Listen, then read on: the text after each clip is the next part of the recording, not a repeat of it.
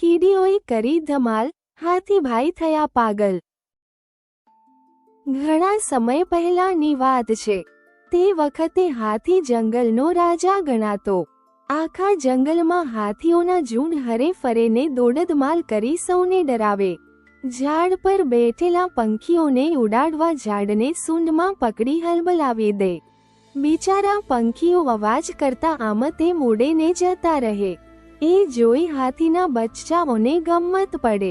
એકવાર એક વાઘ હાથીની સામે થયો તો હાથીએ એને સૂંઢમાં પકડી હવામાં ઉછાળ્યો। તે નીચે પટકાયો કે તરત બીજા હાથીએ તેને સૂંઢમાં લઈ ફંગોળ્યો હવામાં। તે ભટકાયો ઝાડ સાથેને ભાગી ગયો। દૂર ઊભેલા જંગલના હરણા, સસલા, વરુ, શિયાળ, લોંકડી, સિંહે આ જોયું ને એમને હાથીનો ડર લાગ્યો। બધા ભાગ્યા। આવું થાય ત્યારે હાથીઓ આખું જંગલ ગજાવી મૂકે। પંખીઓ અને પ્રાણીઓ ડરના માર્યા સંતાઈ જાય। એવામાં એક વખત ખરું બન્યું। બે કીડીઓ વાતો કરતી રસ્તે જતી હતી। સામે મળ્યો હાથી। હાથી બોલ્યો, અરે ઓ ડબુકલીઓ, હટો રસ્તામાંથી, અમે ડબુકલીઓ નથી। કીડીઓ બોલી, તો ટબુક ટબુકલીઓ છો? હાથીએ મજાક કરી, અમે ટબુક ટબુકલીઓ પણ નથી। બંને કીડીઓ હાથીને તાકી રહી। હાથી બોલ્યો, અરે એ, આમ તાકી શું રહી છો? ખબર છે ને, હું જંગલનો રાજા છું। Fuss fuss fuss. એક કીડી હસી પડી। બીજી બોલી, તું રાજા નહીં પણ પાગલ છે પાગલ। પહેલી કીડી તરત બોલી, હા, તું ગાંડિયો છે। ગાંડિયો રાજા હોય તે વળી કોઈને હેરાન ના કરે, કોઈને ડરાવે નહીં। આ સાંભળી હાથીને ગુસ્સો ચડ્યો। તેણે સૂંઢથી ધૂળ ઉડાડી। બંને કીડીઓ હવામાં ઉડીને જઈ પડી હાથીની પીઠ પર।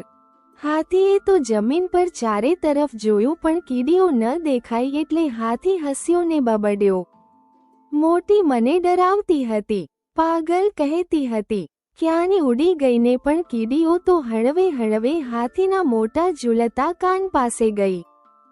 પછી કાનની અંદર પહોંચી ગઈ। એક બોલી, અમે ટબુકલીઓ નથી હાથીડા, તું પાગલ છે। હાથીના કાનમાં મોટો પડઘો પડ્યો। હાથી ગભરાયો।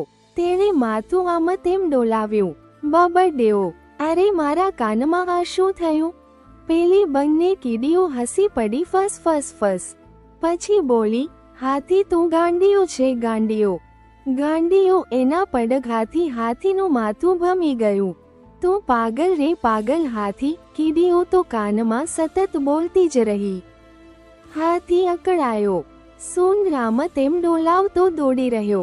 બૂમો પાડવા લાગ્યો। કીડીઓ બોલે જતી, હાથી ગાંડિયો રે ગાંડિયો હાથી પાગલ। એના પડઘા હાથીના કાનમાં પડ્યા કરતાને હાથી બૂમો પાડતો આમ તેમ દોડતો।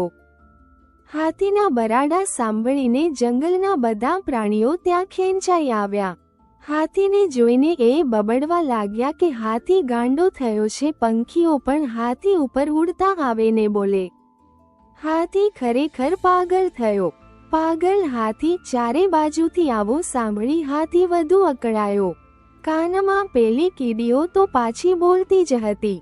છેવટે થાકી હારીને હાથી તળાવમાં પડ્યો।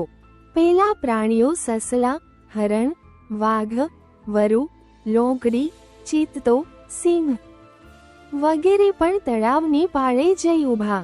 ત્યાંના ઝાડ પર પંખીઓના ઝુંડ પણ અવાજો કરવા લાગ્યા।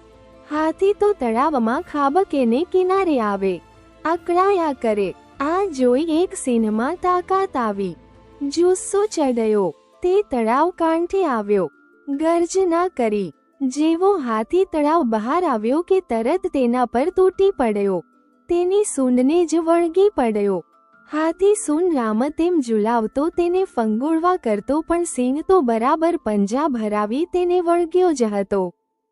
થોડી વારમાં હાથી ઢીલો પડ્યો। સૂંઢમાંથી લોહી નીકળતું રહ્યું। એટલામાં બીજા હાથીઓ પણ ત્યાં આવી ગયા હતા। તેમણે સિંહની તાકાત જોઈ। તેમને થયું, જો આપણે સિંહની સામે થઈશું તો આપણી સૂંઢ પણ લોહી લુહાણ થશે। એટલામાં સિંહણપણે હાથીની સૂંઢને વળગી. હાથી જમીન પર ફસરાયો. બધા પ્રાણીઓ આ જોતા રહ્યા. બધાને થયું હાથી કરતા સિંહ વધારે બળવાન છે. બીજા સિંહ પ્રાણીઓને જોઈ ઘુરકિયા કરવા લાગ્યા. બધા ભાગ્યા. પેલા હાથીની દશા જોઈને બીજા હાથીઓ પણ પૂંછ ફેરવી ટોળું બનાવી ભાગ્યા. બસ ત્યારથી જંગલમાં હાથીઓ ટોળામાં ફરે છે ને જંગલનો રાજા સિંહ બની ગયો. સિંહથી બધા પ્રાણીઓ ગભરાય છે અને સિંહ જંગલનું રાજ ભોગવે છે.